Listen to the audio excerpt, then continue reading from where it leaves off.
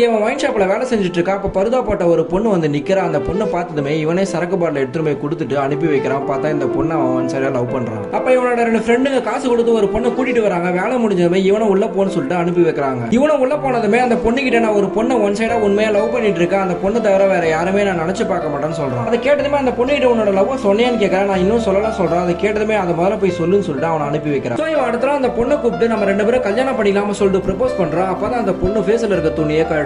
பார்த்தா இவன் ரூம்ல பார்த்த பொண்ணு இந்த பொண்ணு ஒரே பொண்ணு தான் தெரிய வருது. அதை பார்த்ததுமே எதுவுமே சொல்லாம அங்க இருந்து கிளம்பிடுறான். இந்த பொண்ணு நம்மளால யார் லவ் பண்ணுவா சொல்லிட்டு கிளம்பிடுறான். ஆனா அடுத்த அந்த பொண்ணு கிட்ட நம்ம 2 பேரும் கல்யாணம் பண்ணிக்கலாமான்னு கேட்கறான். அதை கேட்டதுமே நான் தப்பான தொழில் பண்ணிட்டு இருக்கேன், நீ தான் யோசிச்சு சொல்லணும்னு சொல்றான். இவனும் எனக்கு எல்லாமே ஓகே தான், நம்ம கல்யாணத்துக்கு அப்புறம் இந்த தொழிலை விட்டுருக்க, நான் உங்களை ராணி மாதிரி வச்சு பாத்துக்கிறேன் சொல்றான். அந்த பொண்ணு இவ்வளவு நல்ல பையன் கிடைக்க மாட்டா சொல்லிட்டு கல்யாணத்துக்கு ஒத்துக்கிறான். ஆனா அந்த பொண்ணு அன்னைக்கு நைட்டே அந்த ஊர்ல இருக்க ஆளுங்களாம் சேர்ந்து தப்பான தொழில் பண்ற சொல்லிட்டு அடிச்சே கொண்டுட்டு தூக்கு மாட்டிடுறானுங்க. இவனும் அந்த பொண்ணை கல்யாணம் பண்ணிக்க வெயிட் பண்றான். பட் அந்த பொண்ணு இறந்தது தெரிஞ்சதுமே அந்த பொண்ணு நினைச்சு ரொம்ப ஃபீல்